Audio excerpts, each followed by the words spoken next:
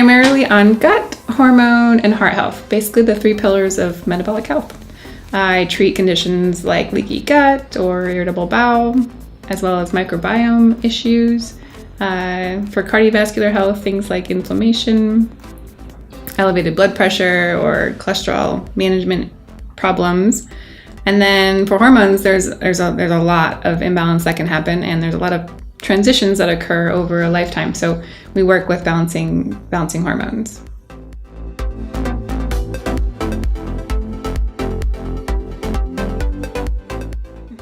It is a fair question, and I'm going to just take my ego and kind of tuck it away and just lock it up, and I'm not going to let it answer for me.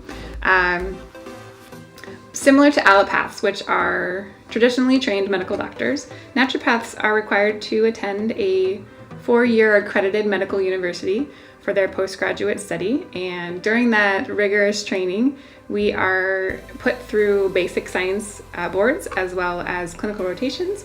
And we have to pass a national licensing exam at the end of our education. And then beyond that, there are licensing boards and regulating boards and entities that are both national and statewide.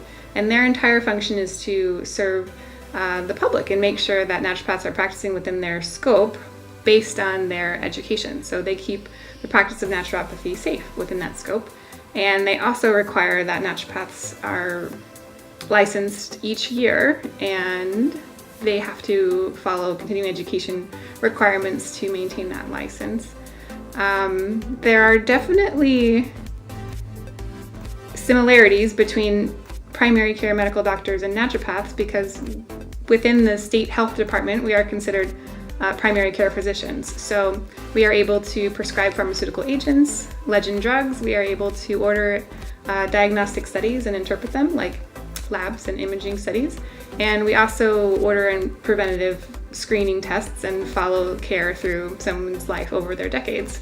There are definitely quack doctors that are dangerous, and I think our community unaffectionately calls them the undies, because they will practice outside of regulation and outside of licensure. So they are acquiring certificates on an online 6-week degree course, and they put a little plaque on their wall that says naturopath, and they're dangerous. You couldn't quack much louder than that.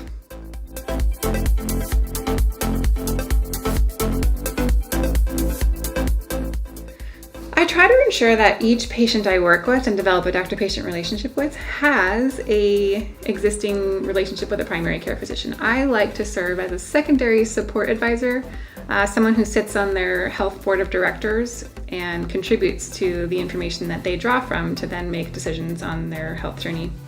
I routinely consult with specialists to get their expertise from both the allopathic and the naturopathic paradigms of medicine, because I think it takes a community.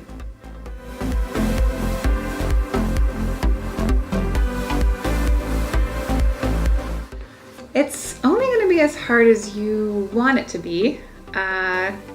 My job is to slowly and carefully let you in on a dirty little secret about why you're sick, which is, in 9 out of 10 cases, it's your fault. And nobody wants to hear that it's their fault. They want it to be the fault of the diagnosis. So they want to find the diagnosis so they can put the responsibility on the diagnosis, and then they want to find a treatment outside of themselves that they can then address the diagnosis with.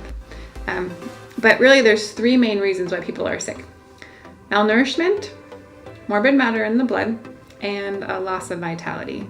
And your life is a series of yeses and nos, and some of those yeses lead you towards nourishment or away from it, or towards vitality or away from it, or towards morbid matter in the blood or away from it. So typically people that are sitting in the chair in front of me that are sick, those yeses and nos have sort of led them there, and they have the power to change that and heal themselves.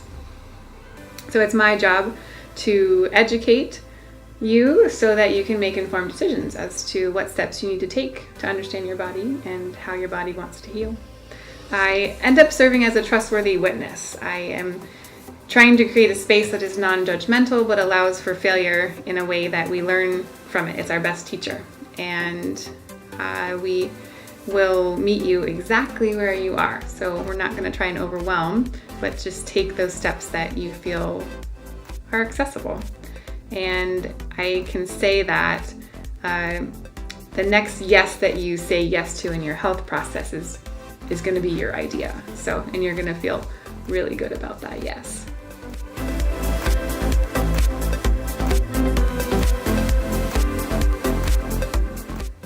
Well, hello, most everyone I see. I feel like I should introduce myself. Hello, I'm Dr. Neale, Google Filter, because most people come in overloaded with information, and in turn, they're stuck in stagnation. And I think what's missing is the algorithm to follow to help them navigate the complexities of the health journey. So it's my job to help uncover that algorithm and work through it with you. I think the most important thing is arriving at that first question.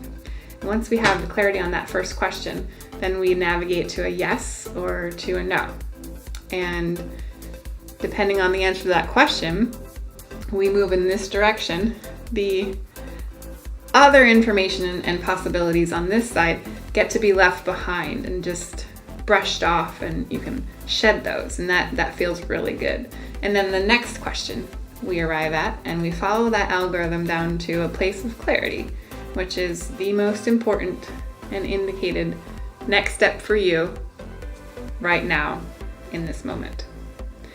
And then we find a way for you to take that step that feels accessible to you. I think sometimes patients can be afraid of disappointing the doctor, and I'm telling you now that it could be much worse than that. You could disappoint yourself. And it's my job to talk you off that ledge and let you know that this process you have your entire lifetime to perfect, and you should take it in stride and have grace with yourself. And it's my job to manage your expectations and keep them in the context of healing and in the context of care.